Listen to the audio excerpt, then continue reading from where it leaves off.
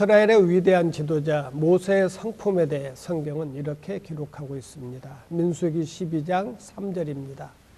모세는 온유함이 지면의 모든 사람보다 더하더라. 여기서 온유함이란 겸손하다는 뜻입니다. 현대인의 성경에는 모세는 세상의 그 누구보다도 겸손한 사람이었다고 번역했습니다. 그러나 모세는 처음부터 겸손한 사람은 아니었습니다. 그의 나이 40에는 이스라엘을 해방시킬 자는 자기밖에 없다고 잘난 체했습니다. 그런 그가 광야에서 40년 동안 머슴살이를 하면서 많은 고난과 시련을 통하여 자신이 깨어지고 부서지면서 겸손한 자가 되었습니다. 그러자 하나님께서 모세에게 나타나 이스라엘 백성들을 노예 생활에서 해방시키라는 귀한 사명을 주셨습니다. 처음에는 모세가 자신 없어 했습니다. 하나님께서 모세 앞에서 두 가지 기적을 행하셨습니다. 들고 있던 지팡이를 던지자 뱀이 되었습니다. 다시 집자 지팡이가 되었습니다. 손을 품 안에 넣자 손에 문둥병이 걸렸습니다. 다시 손을 품에 넣자 손이 깨끗해졌어요. 이 기적을 통하여 모세는 하나님이 나와 함께 하신다는 믿음이 생겼습니다. 인생 80에도 나도 할 수 있다는 자신감이 생겼습니다. 이렇게 모세가 믿음으로 나오자 하나님은 모세를 통해 큰 일을 행하셨습니다. 그렇습니다.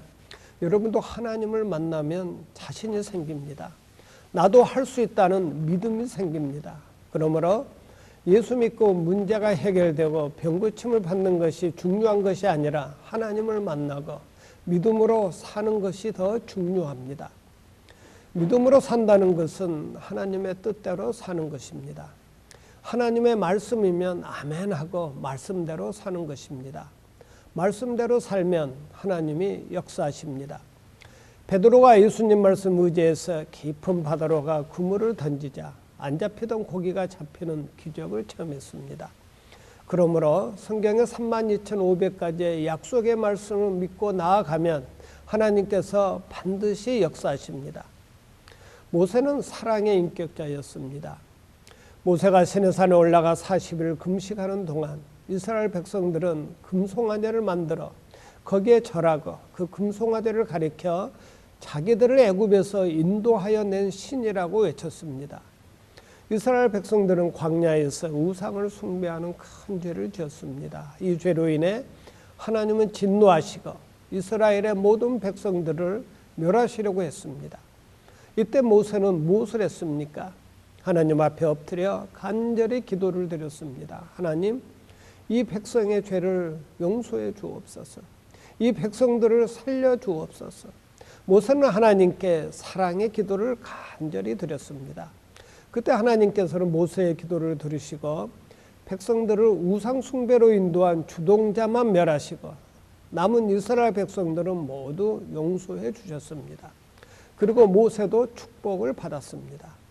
이처럼 하나님은 사랑의 성품을 이룬 자를 기뻐하시고 그의 간절한 기도를 들으시며 또 놀라운 구원의 역사를 베풀어 주십니다. 더 나아가 모세는 하나님과 자기 민족을 위해 충성했습니다. 민수기 12장 7절입니다. 내 종 모세는 내 온 집에 충성함이라. 믿음의 본질은 생명을 거는 것입니다. 예수님은 저와 여러분을 위해 모든 것을 주신 분이십니다. 주님이 나를 위해 죽으셨기 때문에 나도 주님을 위해 죽을 수 있어야 합니다. 모세는 그의 나이 80에도 불구하고 목숨 걸고 바로에게 나아가자 430년 동안 노예 생활을 했던 자기 민족을 해방시킨 위대한 지도자가 되었습니다. 구약의 에스더도 3일 금식하고 죽으면 죽으리다 하는 믿음으로 왕 앞에 나아가자 위기에 빠진 민족을 구원했습니다. 베드로도 복음 증거에 목숨 걸자 하루에 3,000명, 5,000명이 회개하고 예수 믿었습니다. 스데반 집사가 순교하자 복음은 유다와 사마리아로 전파되었습니다. 사도 바울이 감옥에 갇히고 단도대의 목이 달아나자 복음이 로마로 세계로 전파되었습니다.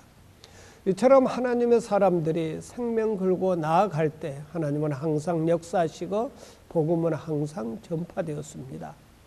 사랑하는 여러분, 여러분도 모세처럼 온유한 자, 믿음의 사람, 사랑의 인격자, 죽도록 충성하는 자가 되면 하나님께 귀하게 쓰임받고 하나님께 큰 영광을 돌릴 수 있습니다.